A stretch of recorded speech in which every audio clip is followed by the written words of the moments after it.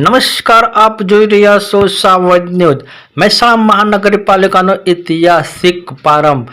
મહેસાણા મહાનગરપાલિકાના પ્રથમ મહિલા મેયર પદે 34 વર્ષના સોનલબેન ઓઝાની વરણી। રસપ્રદ એ વાત છે કે તેઓ પ્રથમ વખત તે જ ચૂંટણી લડીને સીધા મહાનગરપાલિકાના પ્રથમ પદે મેયર બન્યા। મેયર સોનલબેન ઓઝાની અભ્યાસની જો વાત કરીએ તો BA BEd સુધીનો ઉચ્ચ શૈક્ષણિક અભ્યાસ કર્યો છે।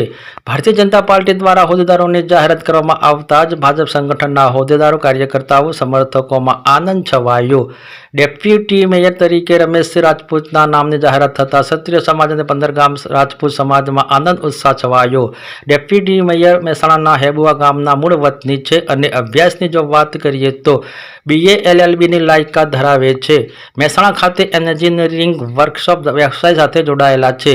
ડેપ્યુટી મેયર રમેશ રાજપૂત મીડિયાને જણાવ્યું કે મહેસાણા મહાનગરપાલિકા દ્વારા મહેસાણાનું સર્વોત્તમ નગર બનાવવા માટે અને વિકાસના દરેક કામોને પૂરા કરવા માટે તૈયાર રહીશ।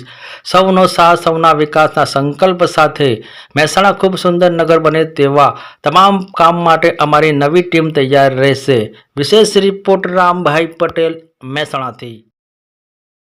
भारतीय जनता पार्टी मोवड़ी मंडल माननीय नरेंद्र मोदी साहेब, शाह साहेब, अमारे मोवड़ी मंडल संगठन संकलन और मेहसाणा संगठन सौनो भारतीय जनता पार्टी मैंने डेप्यूटी मेयर तरीके निमणूक करी एक जवाबदारी सेवा करवानी तक आपी बधानो आभार मानु छुं।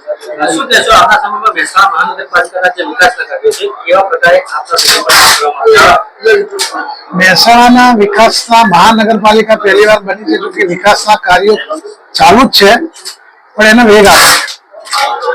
સમાજની એક સમાજના દીકરા તરીકે ભારતીય જનતા પાર્ટીએ કદર કરી છે અને સ્થાન આપ્યું છે, તો સમાજની એક લાગણીને લઈ લોકો મારું સન્માન કરવા આવ્યા તે બદલ સમગ્ર સમાજનો, લોકોનો અને ભારતીય જનતા પાર્ટીનો આભાર માનું છું।